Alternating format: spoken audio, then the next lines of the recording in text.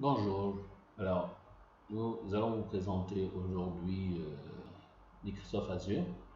Alors, bien sûr, la session sera un peu plus poussée lors des Microsoft Tech Days de l'ACA du 11 au 12 décembre 2015. Alors, brève présentation de Windows Azure.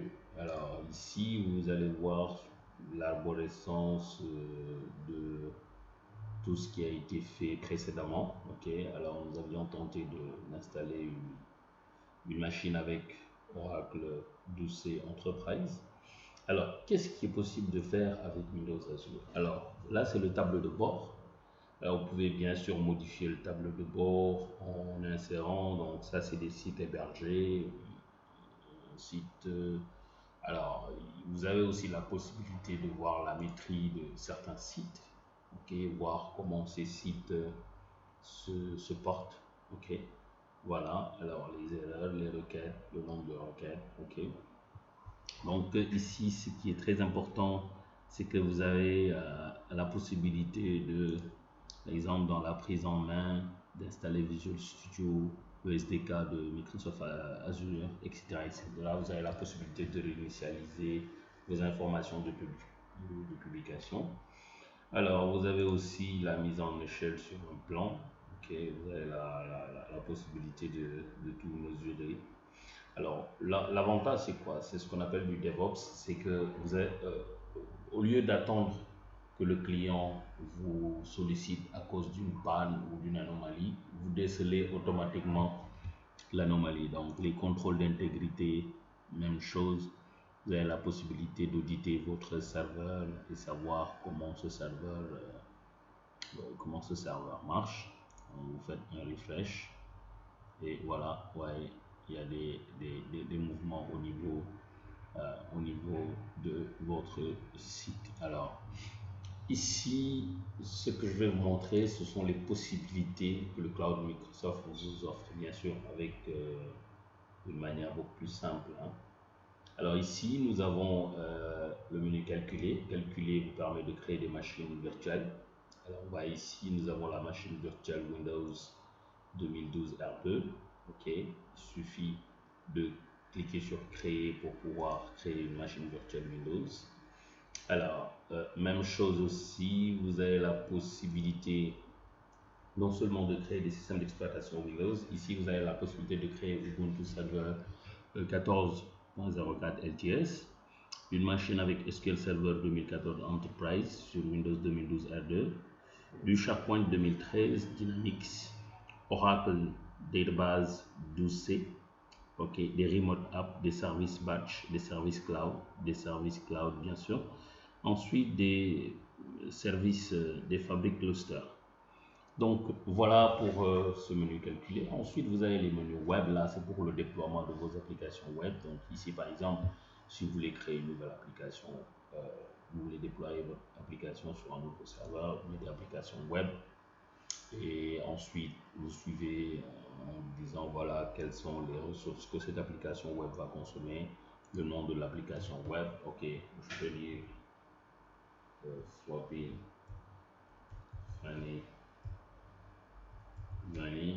Alors, vous allez voir s'il existe, il sera en rouge. S'il n'existe pas, alors je vais mettre par exemple test. Je pense que test doit exister. Voilà, il refuse. Alors, le type d'abonnement. Ensuite, vous avez les ressources. Alors, si vous voulez plus de ressources, vous cliquez sur ressources et vous sélectionnez les ressources supplémentaires. OK. Voilà. Donc, ensuite, vous avez les mobile apps. OK. Ici, c'est pour créer un mobile app scalable. Ensuite, les API. OK. Donc, les API app. Là, vous mettez le nom comme quand vous créez un site. Ensuite, vous avez juste après Web plus mobile, vous avez toute une panoplie d'API que vous pouvez créer. Umbraco, CMS, Joomla, OK, Notification Hub, les applications pour la notification. Bon, ici, vous avez les bases de données et tout ce qui est application stockage, SQL Server, vous avez Data Warehouse, Azure Document DB, stockage, Cache Redis, Azure Search, Ok, vous avez les Store Simple, MongoLab pour les bases de données MongoDB. Vous avez aussi base de données MySQL. Alors, vous avez les données analytiques. Ok, ensuite, vous avez Data Lake Analytics, HD Insight. Vous avez Machine Learning pour faire des applications hyper puissantes. Data Factory, Event Hub, Stream Analytics Job, etc., etc. Ensuite, vous avez l'Internet des objets IoT. Ok, ici vous avez aussi par rapport au machine learning, par rapport à l'Internet des objets, vous avez machine learning, HD Insight, Azure IoT, ok, Hub, etc., etc. La mise en réseau, vous avez la possibilité de créer une machine virtuelle, de surveiller, de profiler vos trafics, donc de gérer les routes et de faire vos backups et vos firewalls. Donc, il y a beaucoup de possibilités qu'il y a. Donc, sur le plan de la sécurité, vous pouvez installer Active Directory, OK Multifactor, Azure, Active Directory Connect Health, etc., etc. Services de développement, vous avez Team Project, Dev Test Lab, Application Insight, un aperçu. OK. Maintenant, dans la partie gestion, vous pouvez créer des groupes de ressources.